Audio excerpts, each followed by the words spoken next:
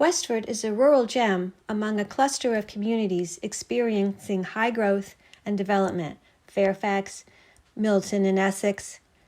This happened because in the very early 1970s, Westford was one of only a few towns with zoning, and the Westford dirt roads had a well-earned reputation for being the worst in the area. When we hear the word growth, it brings to mind a child growing to their full potential or a tiny seedling becoming a beautiful flower. But growth is self-limiting in the real world. It isn't always necessary that it continue forever, and it isn't always healthy. Growth can become a tangle of weeds and brush, or a cancer, or a Taft's Corners. There is nothing wrong with liking something the way it is. There's nothing wrong with preserving and protecting what we already have.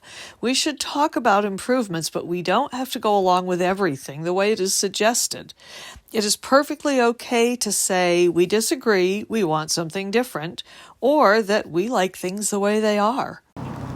Proposals for the common, I would say the most important thing is just to respect the common and do the best we possibly can to keep it much as it is in a sense of openness. As someone who's new to Westford, I moved here almost 2 years ago. I moved here because I wanted to get out of Burlington. I moved here because I wanted to be in a place that was small and quiet, and the air is clean and there's very little traffic and I could see the stars, and a newcomer that also wants to preserve the feel of the town. I mean, normally it's folks that are newcomers that want to do a lot of changes, and that is certainly not the case for me.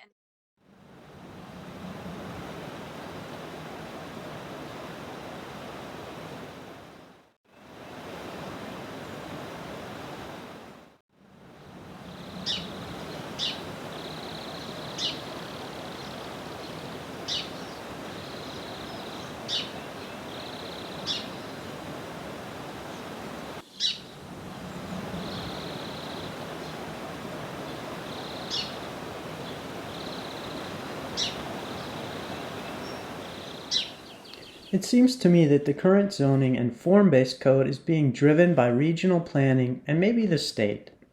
And for established town centers like Essex, Winooski, Williston, it makes sense to focus development where the infrastructure already exists. These larger town centers have things like sewer. They have municipal water. They have public transportation. Westford is none of those things. And they're costly to install. It just doesn't make sense to focus the development of our town in our town center. Why not put development where the natural resources support the development, where there is water, where there are septic soils? I like quiet little Westford Center with its grass and trees. If we'd wanted the hustle and bustle and more traffic, we would have moved to Essex. Let's keep Westford as a sweet gem of a little town that it is. Okay. Well, good afternoon, folks. We're standing here in front of the old hotel fronting the common, just for a little perspective regarding the proposed construction and development and such.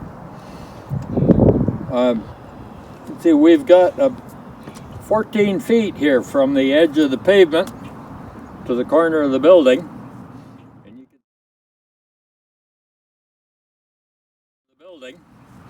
And you can see this gator is taking up all the available parking, and traffic is coming around the corner. That's reality. The proposed development is ahead of us here. Just for perspective, the old hotel is 40 by 30, given 1,200 square feet.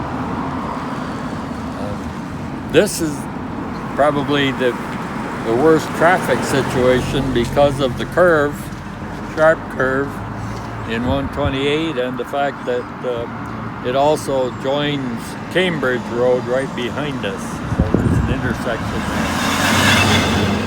Okay, I'm going to stop. The 1705 project doesn't fit on the 90-degree turn in Vermont Route 128 at the intersection of Cambridge Road. The large-scale municipal wastewater project enables multi-unit, multi-building projects like 1705. The desire to keep Westford rural is widely held throughout the town. We need to focus on the consequences of increased traffic and keep Westford affordable for residents and landowners who conserve our woods and fields. Let's stop and reevaluate the town plan and zoning.